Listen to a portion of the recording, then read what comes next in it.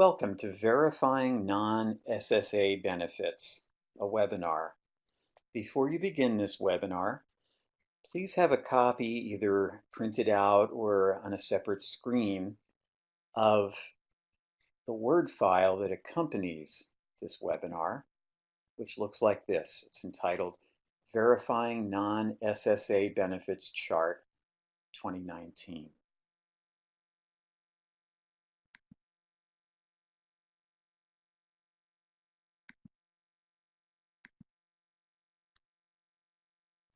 So there are 6 learning objectives for this webinar.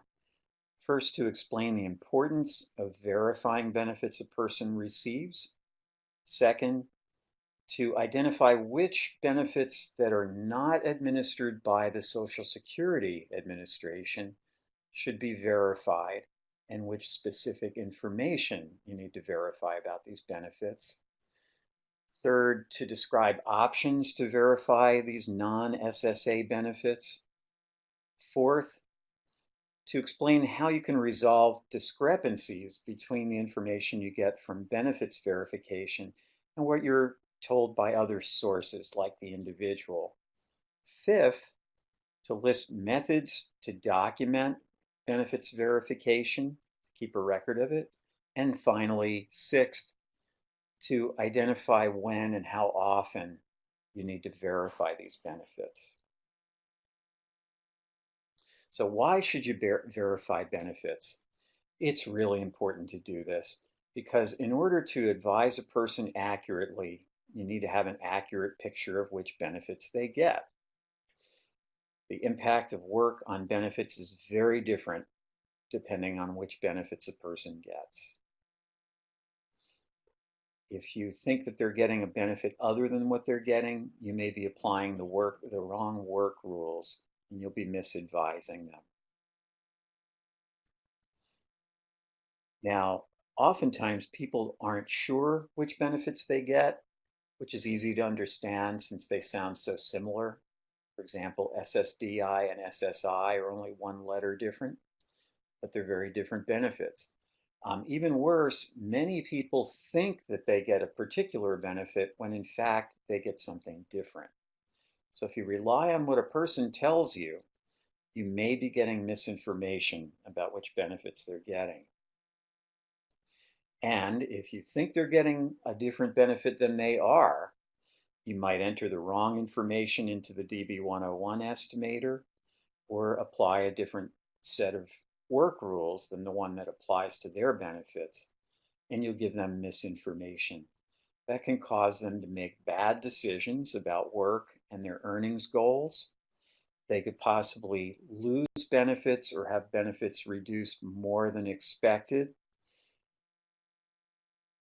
And you'll be held accountable by the individual in many cases. So first step to good benefits advisement is to get accurate verification of benefits.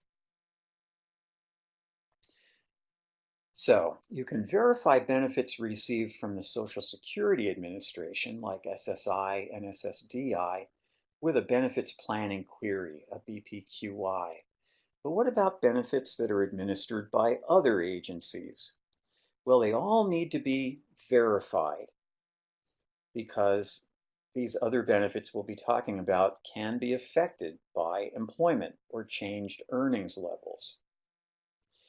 But this training will only address some of these non-SSA benefits, and they're going to be the ones that are commonly received by people that benefit to work coaches are serving, and that are also covered in the DB101 Benefits and Work Estimator. So some of the benefits that you'll be looking at will be Medicare, which is administered by the Medicare division of the Centers for Medicare and Medicaid Services. It's the federal agency that oversees the program. The Medicare Savings Programs, the Qualified Medicare Beneficiary, or QIMBY, Specified Low-Income Medicare Beneficiary, or SLIMBY, and Additional Low-Income Medicare Beneficiary, or ALMB. These benefits are administered by the Michigan Department of Health and Human Services, or DHHS. Then there's the Medicare Part D low-income subsidy, which is administered by Medicare at CMS. There are a handful of kinds, 6 kinds of Medicaid that are based on disability that we've covered in previous training. It would be Medicaid received based on SSI, which is administered by Social Security and DHHS. 1619B, same SSA and DHHS. Freedom to Work Medicaid that DHHS administers. The Aged and Disabled Care or ADCare program, also administered by DHHS. Medicaid Spend Down, also DHHS. And the Medicaid Protected DAC, or Disabled Adult Child Benefit, which DHHS also administers. Here's another type of Medicaid that some people may get that's not based on disability, and that's Healthy Michigan Medicaid. That is, again, administered by DHHS and the state SSI payment, also known as SSP for short, and DHHS administers this one as well. Now, one thing you'll notice is that each of the benefits on the previous slides are provided just to an individual, but there's one possible exception, and that's Healthy Michigan Medicaid. In some cases, other members of a family may receive Medicaid through Healthy Michigan if the individual is married or has children or both. So which specific kinds of information should you verify about these benefits? Well, it's going to depend on the type of benefit, but the kinds of information will be whether the benefit is received by an individual or a household. And as said earlier, the benefits that we're looking at now are all received by one person, by an individual, with the possible exception of Healthy Michigan, which may be for a family. You want to verify the specific benefit type a person gets. For example, if they're getting help through a Medicare savings program, you want to know which one. Is it QIMBY, SLIMBY, or ALMB? You want to know the amount of the benefit if it's a cash benefit. You want to know the amount that the person or their household pays for related expenses like premiums for Medicare or Freedom to Work Medicaid. It's good to know the dates that the individual or the household enrolled in the program or had a redetermination, and when their next redetermination is scheduled to happen. You can get details about these benefits, how to verify them, etc., on the Word document called Verifying Non SSA Benefits Chart 2019. So please have that available now. So how can you verify benefits administered by DHHS? You have a few choices. The best and most efficient choice is to use MyBridges. You can do this online at www.michigan.gov/mybridges and MyBridges. There's a self-service system used online that can be used to verify benefits, to look at letters that DHHS has sent the person about particular benefits, to report changes like starting work or changing earnings amounts, to upload documents that need to be sent to DHHS to apply for or renew benefits, and to go through the benefit renewal process or redetermination. So first, the individual has to register for a MyBridges account. They complete the ID process, and then they'll log in each time they want to use MyBridges online. They can verify all the benefits that we looked at previously that are administered by DHHS. They can all be verified by MyBridges. To do that, you'd go to the I want to option and select View My Benefits.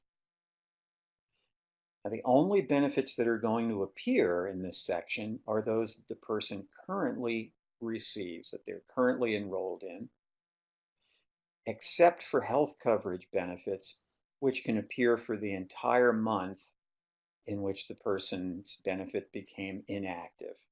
So let's say, for example, that they were eligible for a Medicare savings program and it stopped before the end of the month. The View My Benefits section will still show that benefit for the entire calendar month, even after it stopped. To get a printout of the benefit verification, you can click Print and get a PDF copy of all the benefits the person receives.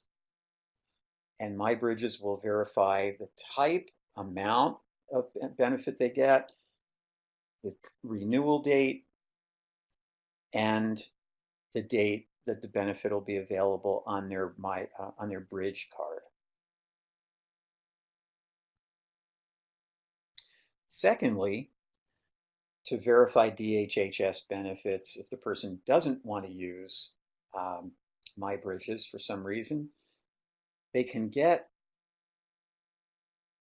written documentation from DHHS, an award letter or a redetermination notice. You could get verification from DHHS through a separate letter or verbal verification you get from the DHHS worker over the phone. But you shouldn't get verification from a third party, from someone other than DHHS, for benefits that are administered by DHHS. So how can you verify benefits that are administered by Medicare in the Centers for Medicare and Medicaid Services, or CMS? Well, for Medicare Parts A and B, you can use the BPQI to verify both of those. And since you'll be getting BPQIs for every individual you work with who gets benefits from Social Security, you'll be killing two birds with one stone. That's certainly the easiest way to verify Medicare Part A and Part B. Alternatively, though, you could look at a copy of the person's Medicare card. You could call 1-800-MEDICARE, or if the individual would like to open a My Medicare account at mymedicare.gov, once they've opened an account, they can get benefit verification through their online account and provide the information to you. If the person has a Medicare Advantage plan, also known as Medicare Part C, you can verify this by calling 1-800-MEDICARE or using the My Medicare account if the individual opens one. And for Medicare Part D prescription drug plans, you can call 1-800-MEDICARE, get a copy of the person's Part D prescription drug card, or again, use the My Medicare account option if the person has a My Medicare account or is willing to open one. For the Medicare Part D low income subsidy, also called Extra Help, you can call the 1-800-MEDICARE number, get a copy of their enrollment letter for the low income subsidy, or again, get it through the person's My Medicare account. So here's an exercise on verifying benefits. Mahmoud receives the following non SSA benefits: Medicare Parts A and B, Medicare Part D, SLIMB, the Specified Low-Income Medicare Beneficiary Program, which is one of the Medicare savings programs, Part D Low-Income Subsidy, which he gets automatically with SLIMB, and Freedom to Work Medicaid. So using your chart, determine how would you verify each of those benefits.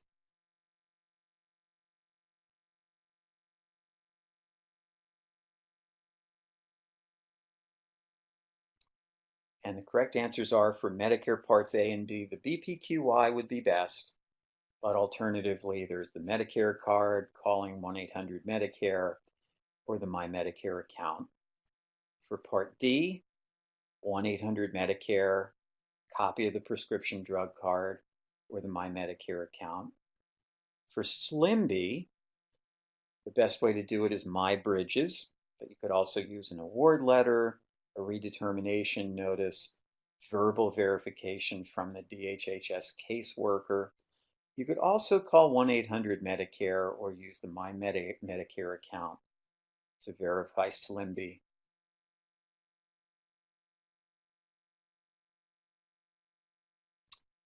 And for the Part D low-income subsidy, you'd call 1-800-Medicare, use the award letter or My Medicare account.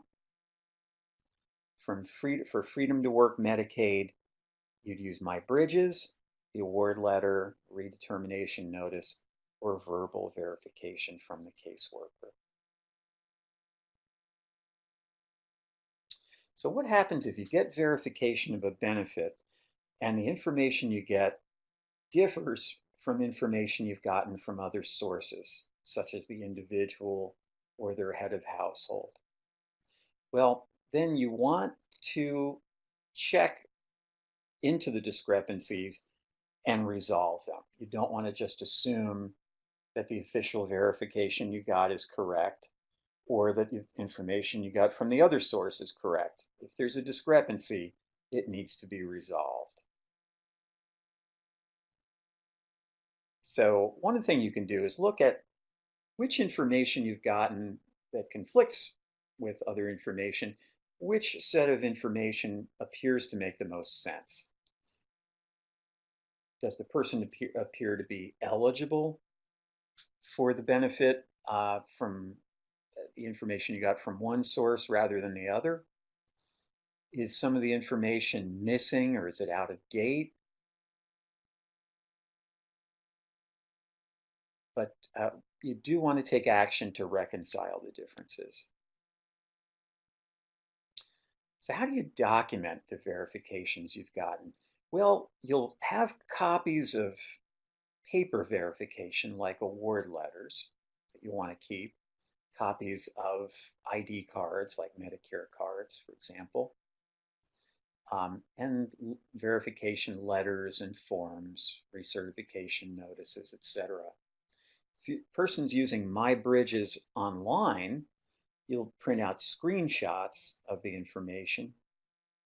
And if you get verbal verifications, you want to keep progress notes that verify who it was you spoke with, the date and time, and the information they provided.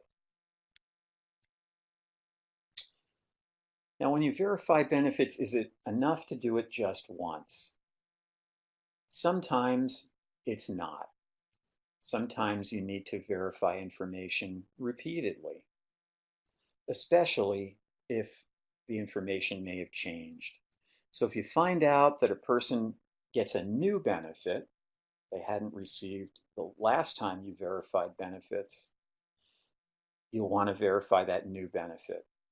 If a benefit has stopped unexpectedly, you'll want to look into that and verify the benefit. For example, if Medicaid has stopped, even though the person still has income and resources below the limits, you can't see any other reason they would have lost Medicaid. You'll want to go and verify that in fact it has stopped and why. Now you may also need to verify benefits again if the verification you have is outdated, like if it's from a previous calendar year or it's over 6 months old, it may be necessary to do that. It's good practice to verify benefits at least annually if you can, if you have the time. If a person's benefits or benefit amounts may have changed due to changes in earnings, it's good to do a new verification periodically. And of course, if the person tells you that their benefits have changed or they've gotten something new, you want to verify that. So what's your role as a benefit to work coach regarding verifying benefits from sources other than the Social Security Administration? Well, you should certainly verify all benefits that a person gets that you'll be providing information about. And you can use the methods that were described in the chart to verify those benefits. And then periodically verify benefits again if appropriate, according to the information on the last several slides. If there's any discrepancy between the benefits verification you've received and information you get from other sources like the individual, you want to resolve those discrepancies. And thank you very much for participating in this webinar.